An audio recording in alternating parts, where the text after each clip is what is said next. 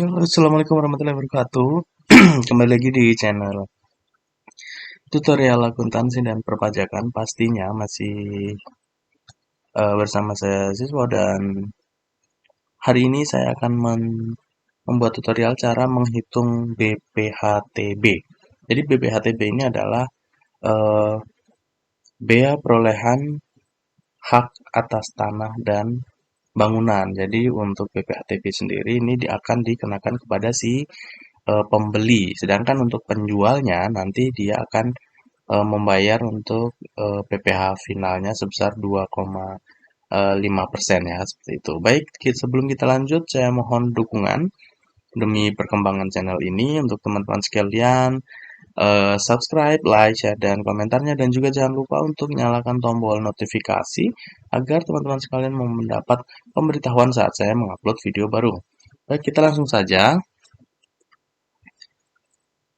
eh Oke, di sini saya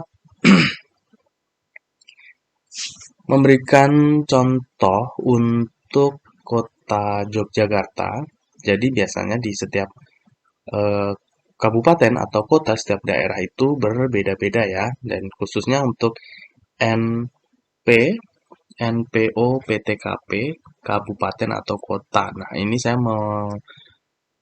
menjadikan Yogyakarta sebagai contoh pada kesempatan video kali ini. NPO, PTKP sendiri adalah nilai perolehan objek pajak tidak kena pajak. Artinya nilai-nilai yang sudah ditentukan oleh daerah-daerah tertentu, oleh setiap daerah, yang dapat dikurangkan untuk setiap transaksi peralihan tanah ataupun bangunan. Nah, contoh ini adalah NPOPTKP untuk Kota Yogyakarta tahun 2019. Di sini ada waris dan hibah wasiat, dan di sini juga ada lainnya. Nah, untuk waris dan hibah wasiat sendiri di tahun 2014 ini sebesar 300 juta, ini yang bisa dikurangkan. Kemudian untuk perolehan lainnya 60 juta ya, ini untuk eh, kota Jogja. Nah, ini di bawahnya ada keterangan hibah wasiat yang diterima orang pribadi yang masih dalam hubungan keluarga sedarah dalam garis keturunan lurus 1 derajat ke atas atau 1 derajat ke bawah dengan pemberi hibah wasiat termasuk suami atau istri. Jadi misalnya teman-teman memberikan wasiat kepada memberikan hibah atau warisan seperti itu ya, entah itu kepada anak atau mungkin kepada orang tua atau istri atau suami. Nah, namun yang dikecualikan adalah ketika kita memberikan waris atau hibah kepada adik atau kakak, ini tidak bisa ya. Jadi nanti akan dikenakan eh, ininya normal seperti itu. Jadi tidak tidak bisa disebut sebagai hibah atau waris. Dan mungkin nanti akan dikenakan ini NPOPTKP-nya adalah di kategori lainnya, yaitu perolehan normal. Jadi bukan waris, sehingga untuk pengurangnya sendiri akan lebih kecil seperti itu. Oke, kita lanjut. Jadi cara penghitungan pajak sesuai dengan pasal 89 Perda Yogyakarta tentunya ya. Sekali lagi saya eh, informasikan bahwa ini sebagai contoh yang dalam perhitungan ini adalah kota Yogyakarta. Jadi untuk menghitung BPHTB sendiri, rumusnya adalah NPOP atau nilai perolehan objek pajak dikurangi NPO PTKP atau nilai perolehan objek pajak tidak kena pajak kemudian dikali tarif. Atau bila NJOP digunakan sebagai dasar pengenaan, maka eh, rumusnya adalah BPHTB sama dengan NJOP atau nilai jual objek pajak dikurangi NPO/PTKP dikali tarif. Jadi ini nanti yang kita gunakan adalah nilai perolehan yang terbesar. Misalnya NPOP-nya lebih tinggi daripada NJOP, maka yang kita gunakan adalah NPOP-nya. Begitupun sebaliknya ya. Nah, ini langsung saja kita ke contoh.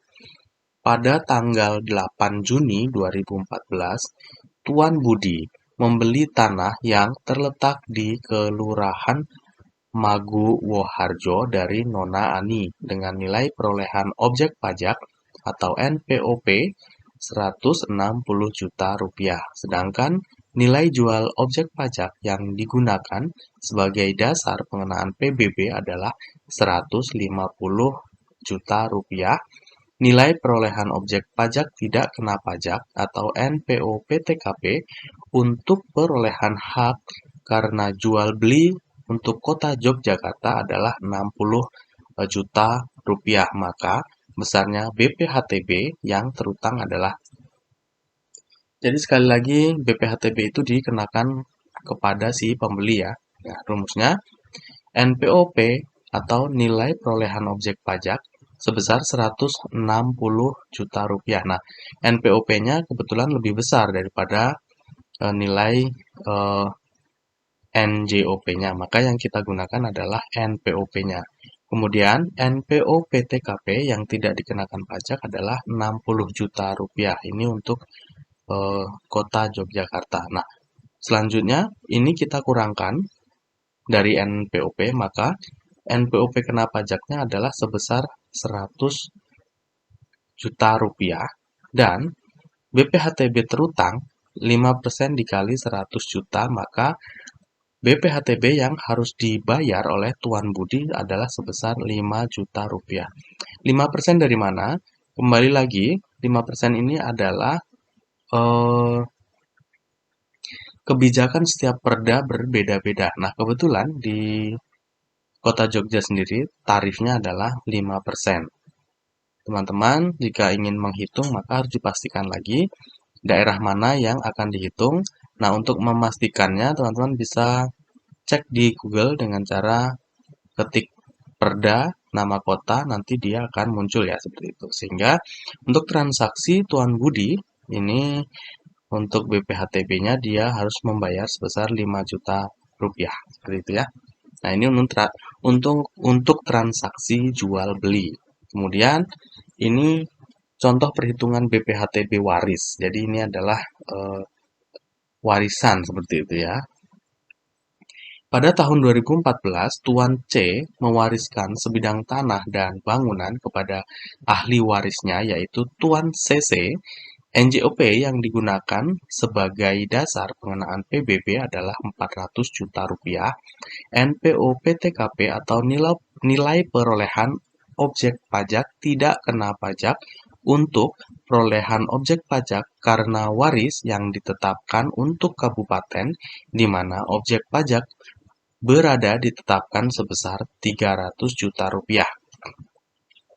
Maka besarnya BPHTB yang terutang adalah NPOP sebesar Rp400 juta ini atau nilai perolehan objek pajaknya sebesar Rp400 juta. Kemudian NPO-PTKP karena waris, makanya di sini lebih besar ya pengurangnya. Tadi tarifnya Rp300 juta. Kemudian ini kita kurangkan sehingga NPOP kena pajaknya sebesar Rp100 juta dan BPHTB terutang adalah 2,5% dikali Rp100 juta dan BPHTB yang harus dibayar oleh Tuan CC karena dia sebagai pihak penerima sebesar Rp2.500.000. 2,5% dari mana? Kembali lagi, 2,5% ini adalah dari perdanya si Kota Jogja. Jadi pastikan lagi teman-teman jika ingin menghitung BPHTB, dipastikan lagi daerahnya karena setiap daerah memiliki kebijakan berbeda-beda seperti itu. Baik teman-teman sekalian, mudah-mudahan itu berguna dan sekali lagi saya mohon dukungan untuk subscribe, like, share, dan komentarnya. Terima kasih. Assalamualaikum warahmatullahi wabarakatuh.